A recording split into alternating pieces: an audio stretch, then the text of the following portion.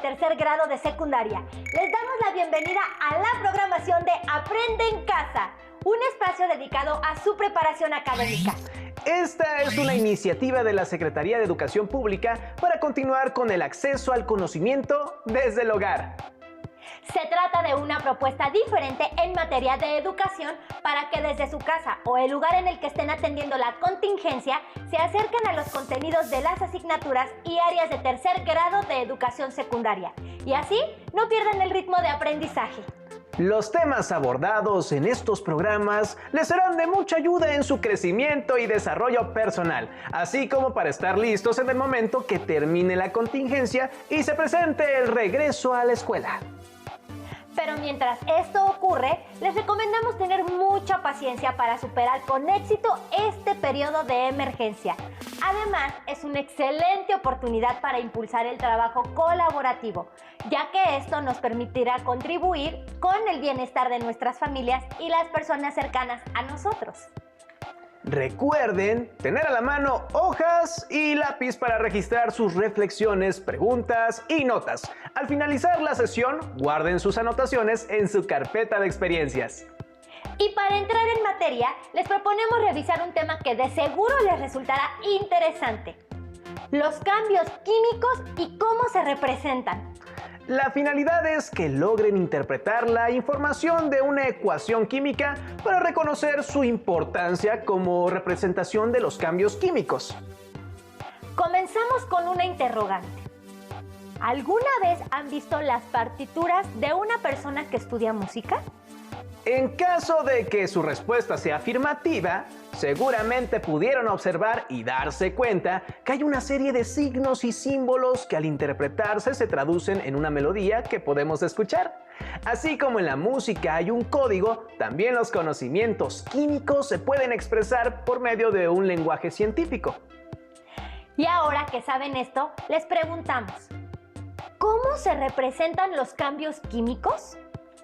En el siguiente video encontrarán parte de la respuesta, ya que les explicará la información que contiene una ecuación que representa un cambio químico. Es preciso señalar que la cantidad de reactivos y productos es la misma, antes y después de la reacción química. ¡Corre video! Ojalá puedan identificar las ideas principales y anotarlas en su carpeta de experiencias.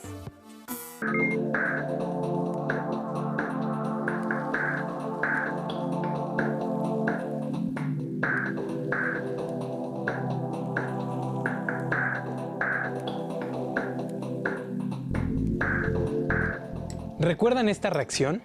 ¿Habrá alguna forma de representar los cambios que tienen los materiales durante la reacción química sin utilizar modelos tridimensionales? Descubrámoslo en este programa.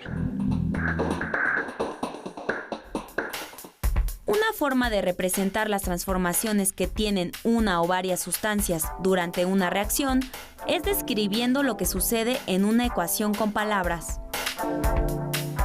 ¿Una ecuación con palabras? Sí, en una ecuación se nombran cada una de las sustancias que intervienen en la transformación y los productos que se forman. Los reactivos: bicarbonato de sodio y ácido acético del vinagre. Al ponerse en contacto originan una reacción química que produce dióxido de carbono, acetato de sodio y agua. Esta forma de representación es descriptiva y se conoce como ecuación química.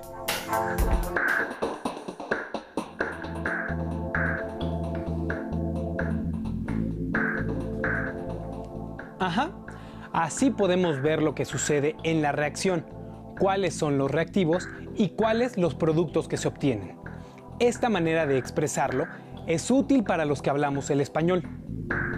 ¿Será posible que personas que no hablen nuestro idioma puedan comprender el significado que tiene esta ecuación escrita? ¿Cómo hacerle para que la ecuación sea comprensible para todas las personas?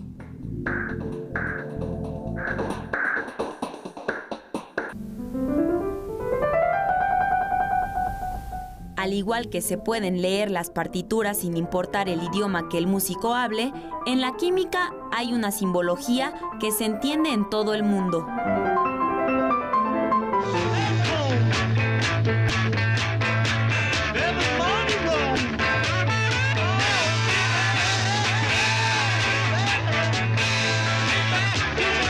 Dicha simbología puede comprenderse por personas que hablan diferentes idiomas.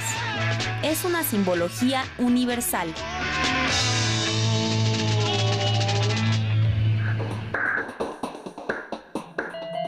Esta simbología se utiliza para representar una ecuación química. Los elementos químicos se identifican con símbolos. Por ejemplo, carbono con la letra C, hierro con una F y una E.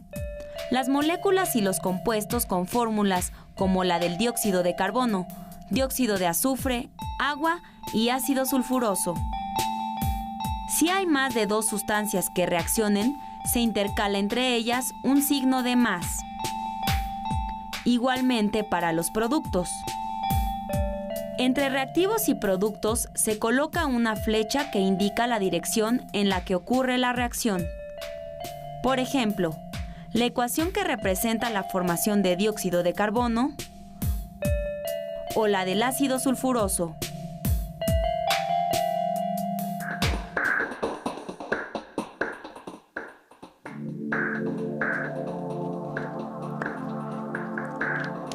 Perfecto.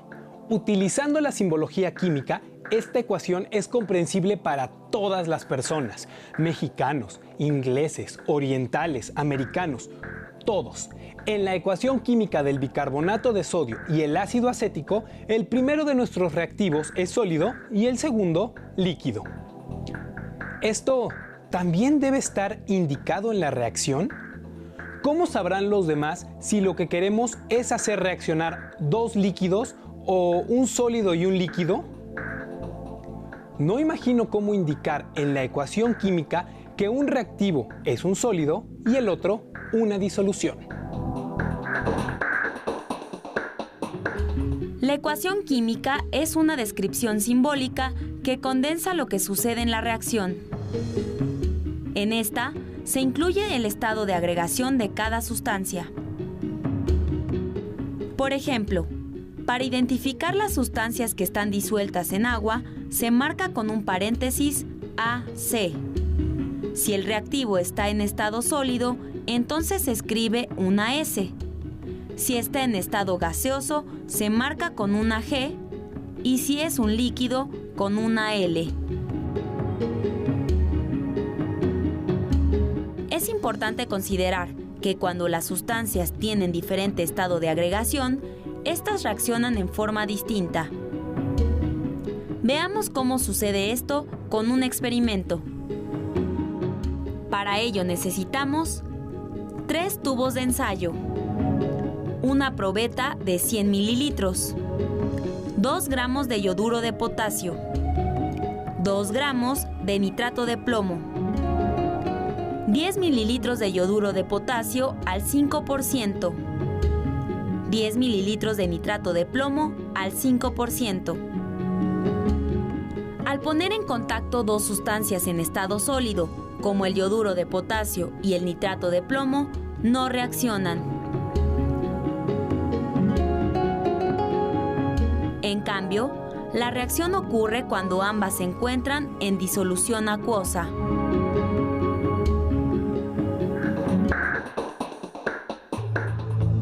Aun cuando el estado de agregación de la sustancia sea diferente, los cambios que tienen no implican que se pierdan materiales, reactivos o productos.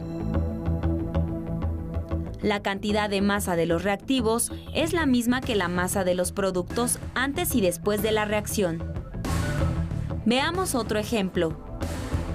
Colocamos 5 mililitros de disolución de cloruro de hierro en un tubo de ensayo y 5 mililitros de disolución de hidróxido de sodio en otro tubo. Determinamos la masa de los materiales y de los reactivos. Al poner en contacto la disolución de cloruro de hierro 3 con la disolución de hidróxido de sodio, se forma un sólido rojo, hidróxido de hierro 3 y cloruro de sodio que permanece disuelto en el agua. Determinamos nuevamente la masa de los materiales y los productos. Al comparar las masas, notamos que no hay cambio. Se conserva la masa total antes y después de la reacción. Esto es una manifestación de la validez que tiene la ley de la conservación de la masa.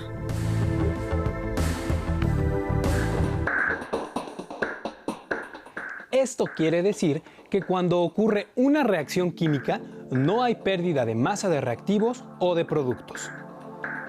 Pero al hacer reaccionar 5 gramos de hidróxido de sodio con 50 gramos de cloruro de hierro, ¿reaccionan totalmente los reactivos? ¿Cómo representamos en una ecuación química que al reaccionar no sobran ni faltan reactivos? Para representar en una ecuación química las cantidades exactas de reactivos que dan como resultado cantidades exactas de productos, tenemos que destacar que la cantidad de átomos de las moléculas de los reactivos debe ser igual a la cantidad de los átomos de las moléculas de los productos. Algunas veces, al escribir la ecuación química, las fórmulas de los compuestos parecen indicar que la cantidad de átomos de cada elemento no es la misma en reactivos y productos, como en el caso de los átomos de cloro. Igualemos la cantidad de átomos de cloro colocando un 3 antes de la fórmula del cloruro de sodio. Ahora tenemos 3 átomos de sodio en los productos y solo un átomo de sodio en los reactivos. Al poner un 3 antes de la fórmula de hidróxido de sodio, igualamos la cantidad de átomos de sodio. En los reactivos y en los productos existen 3 átomos de hidrógeno y 3 átomos de oxígeno. Los números que se utilizan para igualar la cantidad de átomos se llaman coeficientes estequiométricos. Siempre se colocan a la izquierda de la sustancia correspondiente. Así vemos que para que no sobren reactivos, se deben emplear 3 tantos de hidróxido de sodio por cada tanto de cloruro de hierro y de este modo se obtienen 3 tantos de cloruro de sodio por cada tanto de hidróxido de hierro. Al igualar la cantidad de átomos de cada elemento, en reactivos y productos, se dice que la ecuación está balanceada.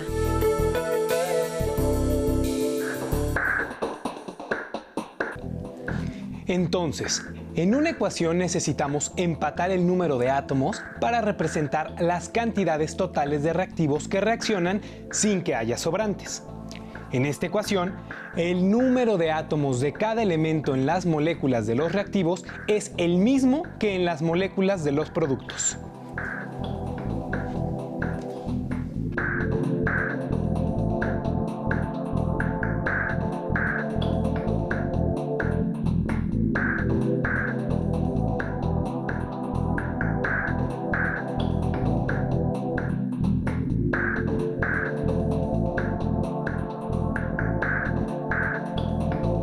Ya está balanceada.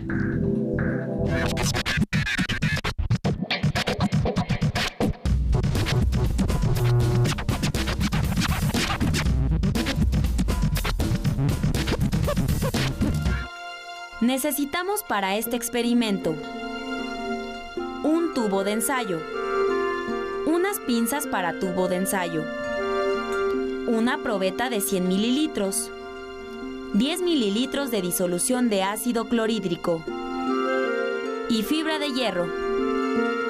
Observemos la reacción. Al poner en contacto ácido clorhídrico o muriático con el hierro que forma parte de la fibra, se obtienen como productos gas hidrógeno y cloruro de hierro 2 que permanece disuelto en el agua.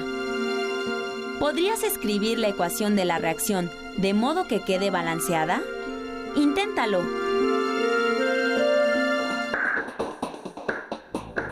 Así como una partitura nos indica cómo tocar una pieza musical, esta forma de expresar lo que sucede en una reacción química nos ayuda a entender lo que sucede en un cambio químico. Utilizando símbolos en la ecuación, podemos interpretar lo que ahí está escrito, qué sustancias participan como reactivos, las que se producen y el estado de agregación de cada una, sin olvidar hacer el conteo de los átomos. Así que, de ahora en adelante, Dígalo con química. Acabamos de observar ejemplos de actividades experimentales para representar los cambios químicos por medio de ecuaciones y modelos que son parte del lenguaje científico. Este tipo de comunicación es universal. Esto quiere decir que puede ser interpretado por mujeres y hombres de distintas culturas y países en el mundo.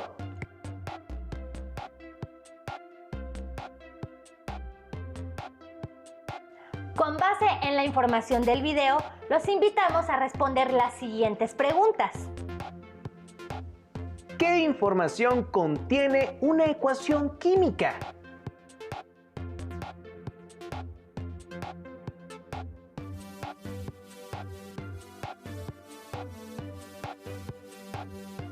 ¿Qué es lo que cambia y lo que permanece en una reacción química?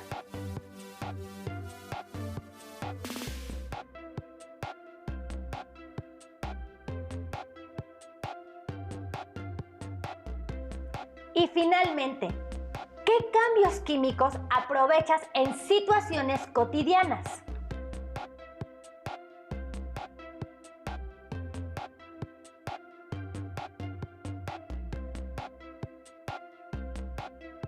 Puedes complementar la información acerca de las ecuaciones y modelos como parte del lenguaje de la química, por lo que te recomendamos leer sobre este tema en tu libro de texto o en diferentes fuentes como revistas o internet, si te es posible. También les recomendamos la lectura del libro La Química, de Roberto Ruggi. Los invito a reflexionar acerca de la importancia de utilizar el lenguaje científico y anotar sus ideas en su carpeta de experiencias, para que luego puedan comentar lo aprendido con los integrantes de su familia, amistades, compañeras y compañeros de clase y docentes cuando regresen a sus aulas. Hasta aquí llegamos en esta emisión. Pero antes de irnos, recuerden ser pacientes y apoyarse entre las personas que integran sus familias para las actividades escolares y labores del hogar en esta etapa de contingencia. Juntos la vamos a superar muy pronto. Seamos empáticos en nuestras relaciones interpersonales y, como dice el dicho, hay que intentar ponernos en los zapatos de la otra persona. Es momento de irnos, pero recuerden que en los siguientes días tendremos más programas de Aprende en Casa, donde podrán avanzar en el aprendizaje y asimilación de los temas que componen el plan de estudios del grado en el que se encuentran. Así, esta aventura se ha terminado, pero estaremos de regreso muy pronto. ¡Hasta la próxima!